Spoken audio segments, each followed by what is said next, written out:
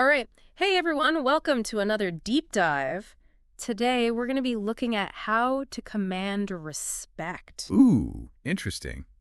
Yeah, I think we've all thought about this at some point, right? Like, why do some people just seem to, I don't know, have that presence, that aura of authority, Right. while others, maybe we struggle a bit more?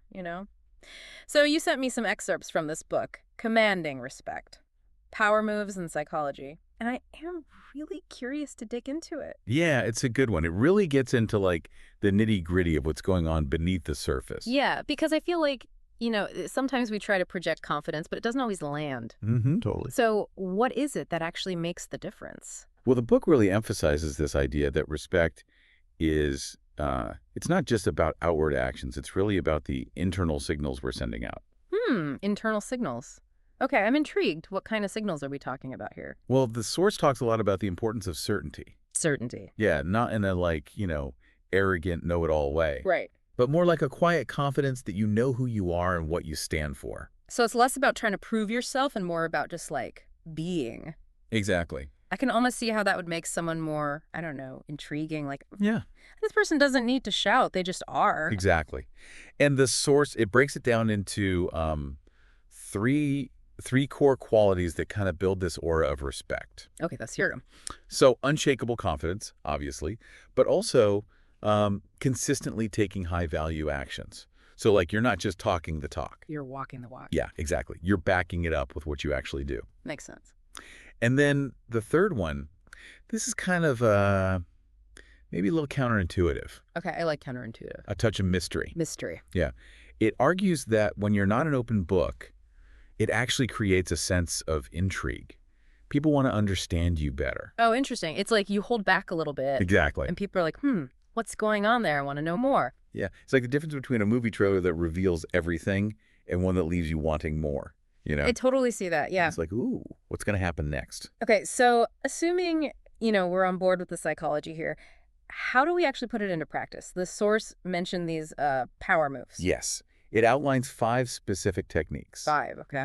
Yeah. They cover everything from like body language to how you handle, difficult situations. Ooh, I like it. The first one, it might be the most straightforward to grasp, but it's incredibly powerful. Eye contact. Oh, eye contact, okay. Yeah. I've always felt like I'm either doing it too much or not enough. What's the secret sauce here? Yeah, the source, it really emphasizes those first 3 seconds. 3 seconds. It's like a subconscious handshake that sets the tone for the whole interaction. Hmm. Too little eye contact can make you seem insecure, but too much can be like overly intense or creepy. Right, you don't want to be Yeah, staring people down. yeah, exactly. Yeah. You got to find that sweet spot. Okay, so we're aiming for, like, the Goldilocks zone. Yes. Not too little, not too much, but just right. What does that look like in practice? So the source recommends holding eye contact for about 3 seconds when you first meet someone's gaze, and then breaking away, like slowly and naturally. Interesting. And I'm guessing this isn't just for, like, first impressions, right? This applies to, like, any conversation. Exactly, yeah. It's about maintaining that kind of steady, comfortable eye contact throughout the interaction. Shows you're present, you're engaged, you're not easily intimidated. Yeah, I'm thinking about, like, people I admire, and, yeah, they definitely hold that kind of eye contact. They're not, like, staring me down, but they're not, looking all over the room. It's very steady and present. It's a subtle but powerful way to communicate confidence and establish your presence, for sure. All right, listeners, if you're up for it, here's a little challenge. In your next conversation, try holding eye contact for those 3 seconds and see how it feels. Do you notice a shift in the dynamic? Does it make you feel more confident? Let us know. Yeah, I think you'd be surprised. It might feel a little awkward at first, Yeah. but the more you practice, the more natural it becomes. Totally. And the results can be really surprising. Okay, on to the next power move. This one, I have to admit, I need to work on personally. It's the less is more principle when it comes to speaking. I'm definitely a rambler sometimes. Yeah, I feel that. We can get going. It's something a lot of us struggle with, I think. Yeah. But the source makes a really compelling case for why less is more. The idea is that when you speak less, your words carry more weight. Right. Think about those people who can like command a room with just a few carefully chosen sentences. Oh, that's so true. It's not about like, being silent all the time. It's about being intentional Yes, with exactly. your work. It's about quality over quantity. Yeah. And the source suggests a few tactics for kind of putting this into practice. Okay, I'm all ears. First one, cut down on those filler words like and like, Oh, yeah, the ums and likes. They dilute the impact of your message. Yeah. And they can make you sound less confident. Okay, no more ums and likes. Got it. All right, good. What else? Don't be afraid to pause before you speak. Oh, interesting. Yeah, take a moment to gather your thoughts. Mm-hmm. This makes you appear more thoughtful and more in control. I've actually noticed that like the most impactful speakers I've seen, they often have those moments of silence. Yes. And it's like everyone's leaning in, like waiting to hear what they're going to say next. Precisely. It creates that anticipation. Yeah. And there's another interesting tip the source mentions. When you're interrupted, don't try to talk over the person. Simply pause, look at them, and then continue speaking when they've finished. Oh, wow. That's such a subtle but powerful way to like assert yourself. Right. You're not getting flustered. You're not like engaging in a shouting match. You're just like Yeah. calmly reclaiming your space. Exactly. I'm going to try that. I think you'll be surprised at how effective it can be. Okay. Now, are we ready to talk about how our bodies communicate respect? Yes. This is a big one. Power move number 3 is all about high-value body language. High value. Love it. Bring it on. I've always been fascinated by like body language and how much it reveals about us, even if we don't realize it. Oh, absolutely. So what does the source have to say about this? You get straight to the point. Things like slouching, fidgeting, looking down at the floor. That all instantly diminishes your presence. Yeah, I can see that. It's almost like you're shrinking yourself, making yourself less visible. Yeah, you're kind of disappearing into the background. Right. And conversely, when you embody confident body language, you command attention and respect even before you've spoken a word. Okay, let's get practical. What are some like specific power moves we can try? So the source highlights a few key points. First, stand tall, shoulders back, head held high. Oh, okay. Yeah, your posture should be relaxed, but not slouched. Got it. And if you're sitting, lean back slightly. Ooh. Okay, so it's almost like you're owning your space, right? Yes, Not being afraid to like take up room. exactly. And it's not just about how you hold yourself, it's about how you move, too. Okay, tell me more. Slow, deliberate movements convey confidence, while fast, jerky movements can make you appear nervous or unsure. I've definitely noticed that like when someone moves gracefully and with purpose, it's almost mesmerizing. Right. It's like they have this aura around them. Right. And the source even has a specific tip for entering a room. Oh, what is it? Pause for a split second at the entrance, Okay. scan the room calmly, Mm-hmm. and then walk in. Like you own the place. Yeah. It's like you're taking a moment to assess the situation and assert your presence. I love that. Okay, I can see it. It's like that classic movie scene where the hero walks into a crowded room and everyone turns to look. Yeah, exactly. It's all about that air of confidence and control. I am so putting that on my list to try. Okay, listeners, if you give it a go, let us know how it feels. Does that split-second pause, change your energy? Does it impact how others react to you? I'm really curious to hear your experiences. Yeah, it's these small adjustments that can make a surprisingly big difference. Totally. For sure. All right, on to power move number 4. This one is about how we handle disrespect, which, I think everyone can relate to. Ooh, yes. This is a big one. The source calls this the respect boundary response. Okay, respect boundaries. Crucial. So crucial. And the source makes a really important point. People will treat you how you allow them to. 100%. If you let disrespect slide, they'll keep pushing your boundaries. It's like they're testing the waters. Right. Like how far can they go Exactly. before you, say something? Yeah, and that's why it's so important to set those boundaries early on Right. and enforce them consistently. Okay, I'm all for setting boundaries, but sometimes it's hard to know, what to say. Yeah. Do you have any examples? What actually works? So the source suggests some really effective phrases that strike the right balance of assertiveness and composure. Okay, I like it. For example, if someone makes a dismissive comment, you could simply say, "What do you mean by that?" Okay. Or, "Could you clarify what you're saying?" I see. So you're not getting defensive, you're not getting aggressive, but you're also not just letting it slide. The You're key. making them, explain themselves. You're forcing them to think about what they just said Right. and maybe reconsider their words. I like that. And another powerful phrase is, relax, you're trying too hard. Oh, I like that one. It kind of subtly calls out their behavior without, stooping to their level. Right. It's like you're calling their bluff, Exactly. You're seeing through their attempt to, dominate the situation. Yeah, and you're not letting them Right. get to you. It's about maintaining your composure. Okay, listeners, I'm sensing another challenge coming on. Next time someone disrespects you, try using one of these phrases. What do you mean by that? Or, relax, you're trying too hard. Pay attention to how it feels. Do you feel more empowered? Does it shift the dynamic of the conversation? Let us know. Yeah, it might feel a little awkward at first, Yeah, but the more you practice, the more natural it will become. totally. And, the confidence you gain from standing up for yourself is it's invaluable. Absolutely. All right, ready for the final power move. This one is about taking those boundaries to the next level. Ooh, yes, let's do it. Power move number 5.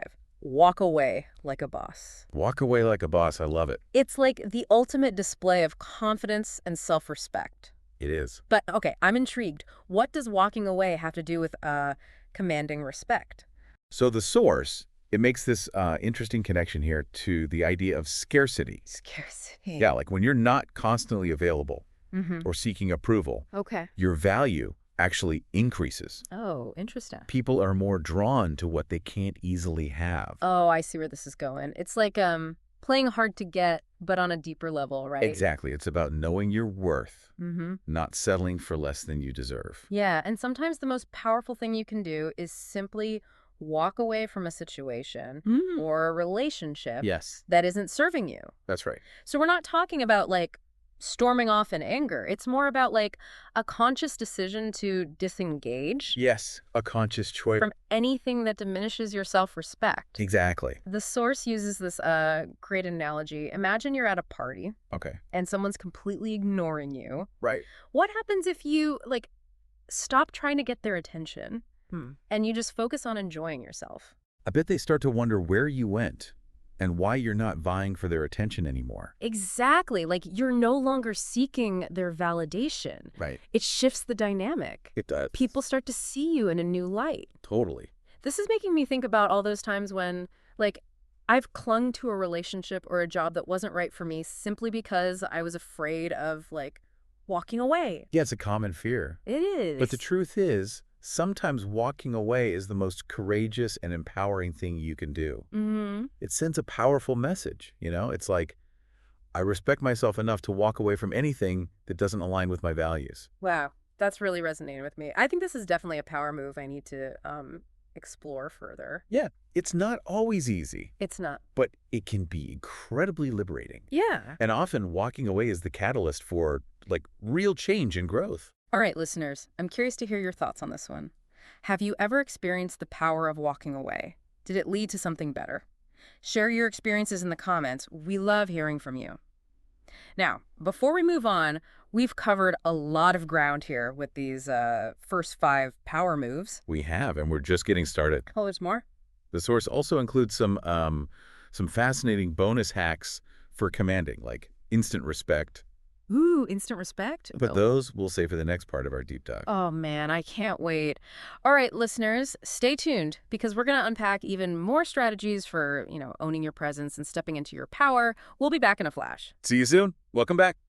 All right, so we've been really diving deep into these power moves for commanding respect, and it's got me thinking, all those times I've tried to project confidence, but it just hasn't quite landed, Oh, yeah, absolutely. We all want to come across as, confident in control, Yeah. but sometimes it feels like we're faking it. Yeah, like you're putting on a show. Exactly. But I think true confidence, Yeah. the kind that commands respect, it's not something you can just put on like a mask. Totally. It's got to be deeper than that. Exactly. It has to come from somewhere internal. Right, from within. Yeah. And the source we're looking at, it really highlights this Okay. by emphasizing the importance of certainty. Certainty. Okay. Not in a arrogant way. Right. But more like a deep-seated belief in yourself Yeah. and your values. Okay, I like that. Yeah. So it's like that unshakable feeling of, this is who I am, and I'm not apologizing for it. Yes,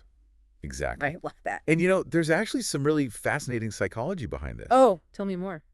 So, studies have shown that people who project certainty Mm-hmm.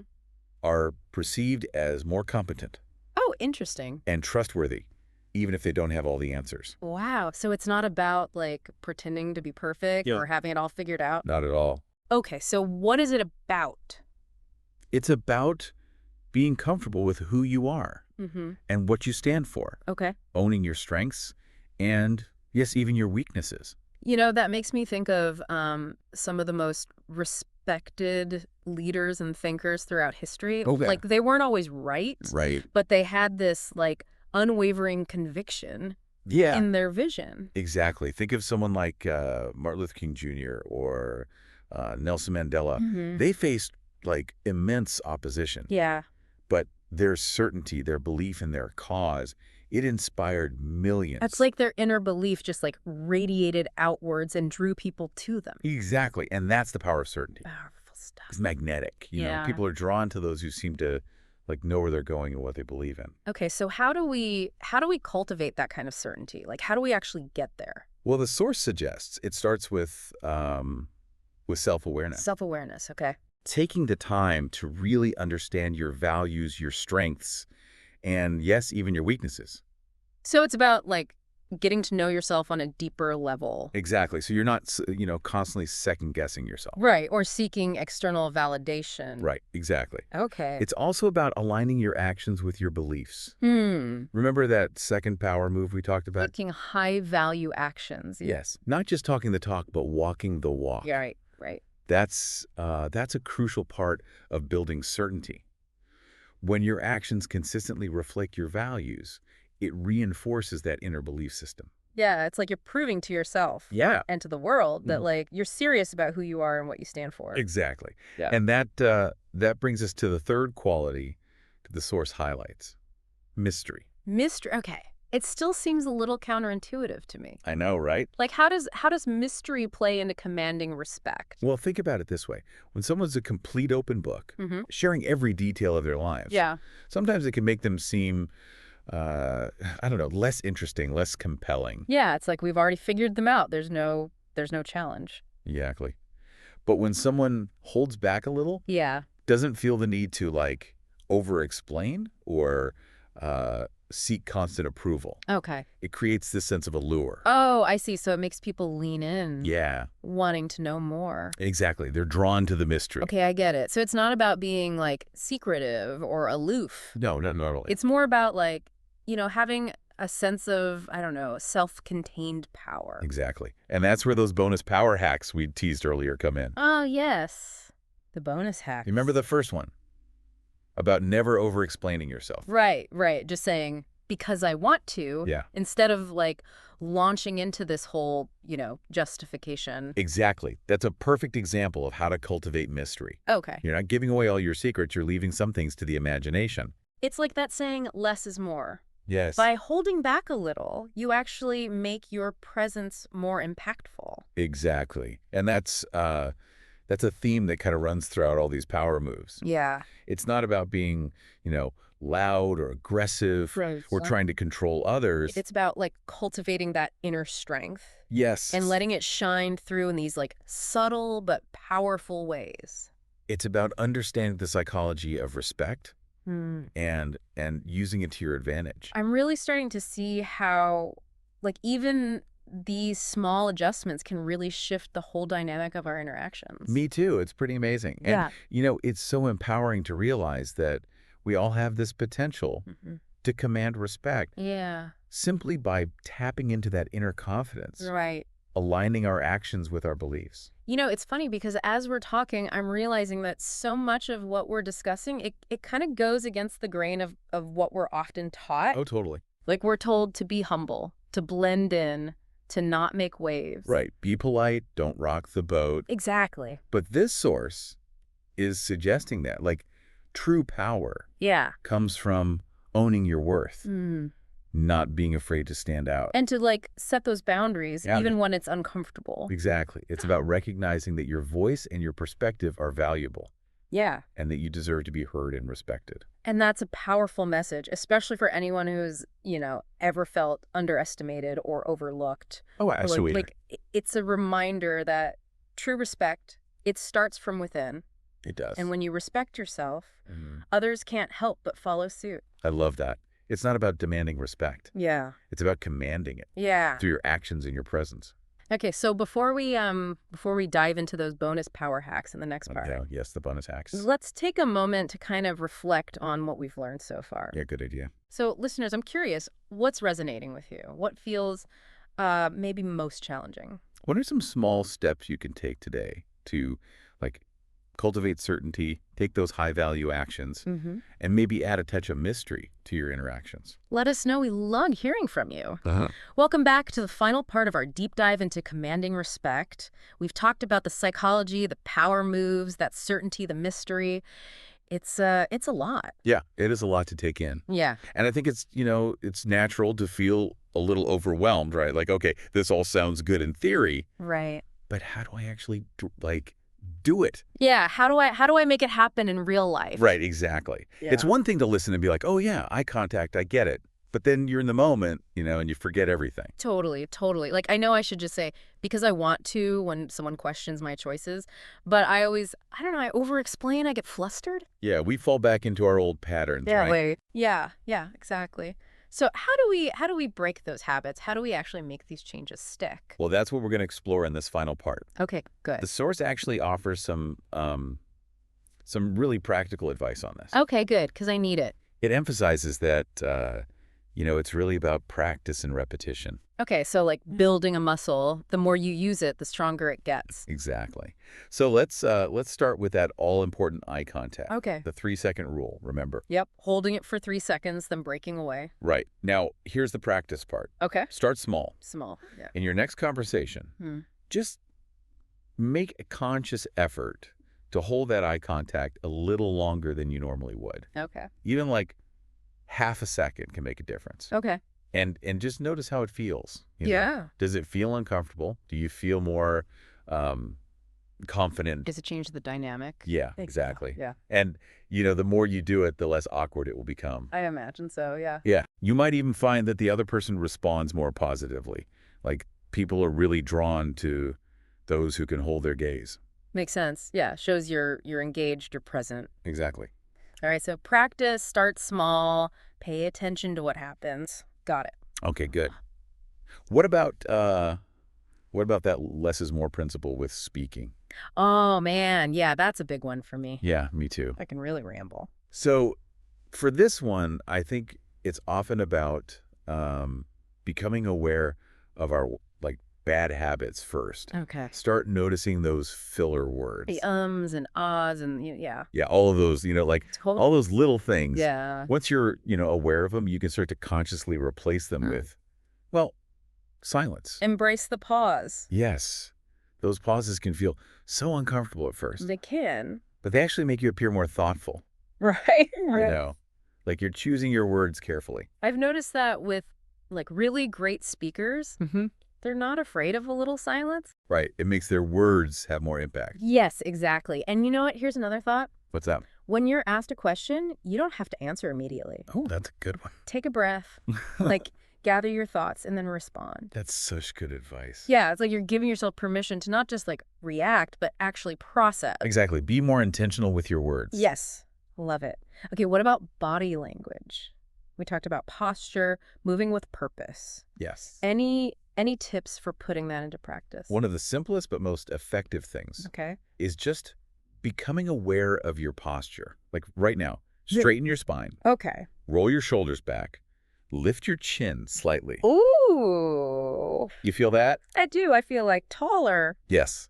You're taking up space. Yeah. And when you walk, imagine a string pulling you up from the top of your head. Okay, yeah. Move with intention. No more scurrying or slumping. So important. It's like those old etiquette lessons, but it really makes a difference. Yeah, it does. Okay, and entering a room, don't forget that one. Yes. Pause, scan, Enter with confidence. I'm gonna add that to my mental checklist for sure. All right, good.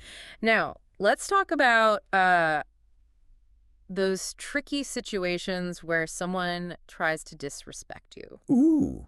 Yeah, the disrespect. We talked about those respect boundary responses. Those are key. What do you mean by that? Or relax, you're trying too hard. The key with those, I think, is to practice them beforehand. Oh, that's good. Like literally say them out loud. Okay. So they feel natural when you need to use them. So it's like you have a script Yeah, like a little mental script. for those moments when you're flustered. Exactly. Yeah. And remember, delivery is everything. Calm, steady, not defensive or aggressive. Just matter of fact. Yeah, you got this. And finally, the walk away like a boss. This one feels hard. Yeah, this one can be tough It can. because it often requires us to confront our own, like, fears, Yeah. insecurities, the need for approval. It's scary. It can be, yeah. So where do we even start? I think it starts with noticing those situations where you're giving away your power. Okay. Maybe it's a relationship Mhm. or a job Yeah. where you're constantly trying to please someone. Right. Or you're afraid to speak up. Exactly. And then ask yourself, like, is this really serving me? Is this in alignment with my values? Good question. And if the answer is no, then it's time to, create some distance. Set boundaries, even when it's hard. Exactly. And sometimes walking away completely is the most empowering choice you can make. It's a statement It is. that you respect yourself Uh-huh. enough to not settle. You deserve better. Yeah. And, sometimes walking away is the thing that makes the other person finally see your worth. Oh, absolutely. It's like, you don't know what you've got till it's gone, right? Exactly. So, listeners, I encourage you to really experiment with these power moves. Start small, practice, and pay attention to how they make you feel. Yeah, how they make you feel. Because at the end of the day, commanding respect, it's about aligning your actions with your sense of self-worth. Yeah. Yes. It's about owning who you are Mm-hmm. and what you stand for. Yeah. I love that. And it's a journey. It's not like a destination. It is a journey. There are going to be setbacks. Good There are point. going to be moments of doubt. Absolutely. But the more you practice, the more confident and empowered you will become. I believe that. Awesome. Well, thank you so much for joining us for this deep dive. It has been fascinating, and I feel like I have a lot to think about and a lot to try. Me too. What about you, listeners? What has stood out to you? What are you excited to experiment with? Yeah. Let us know. We'd love to hear your thoughts and experiences. We're always so curious to hear how this stuff lands with you, how it works in your lives. So until next time, keep practicing those power moves.